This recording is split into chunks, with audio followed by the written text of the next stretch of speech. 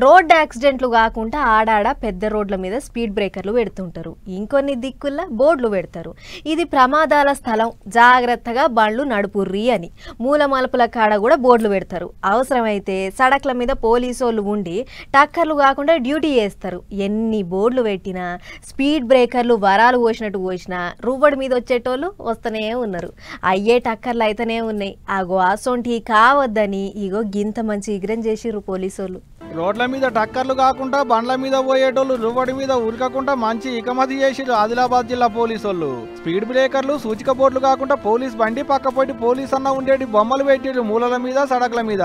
దూరంకెంచి చూసేటోళ్లకు నిజంగా పోలీసోళ్ళే ఉన్నారేమో అన్నట్టుగా అనొస్తుందట బొమ్మను చూస్తుంటే. మూలల మీద సడకుల కాడ కూడా రువ్వడి మీద ఉరికొస్తుందట పబ్లిక్ బండ్లేసుకొని. అలా రువ్వడిని ఆపేతందుకు ఎన్ని బోర్డులు పెట్టినా ఎంత పెద్దగా వరాలు పోసినట్టే స్పీడ్ బ్రేకర్లు పెట్టినా అవుతలేరట. రువ్వడి మీద వస్తున్నారు, టక్కర్లు వేస్తున్నారు, పానాలు పోగొట్టుకుంటున్నారు. అందుకనే రువ్వడి తగ్గించేందుకు ఇగో ఇటువంటి ఉపాయం చేసిర్రు పోలీసోళ్ళు.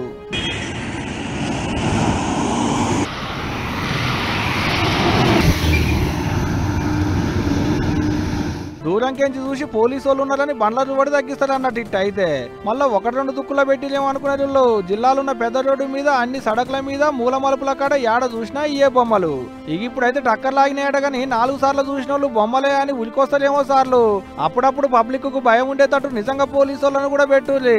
అప్పుడైతేనే జరంతా భయం ఉంటది అనుకుంటున్నారట రోడ్ల మీద బండ్లేసుకొని పోయేటి పబ్లిక్. కానీ ఏ మాట కా మాట భలే ఇక మది చేసిర్రబ్బా.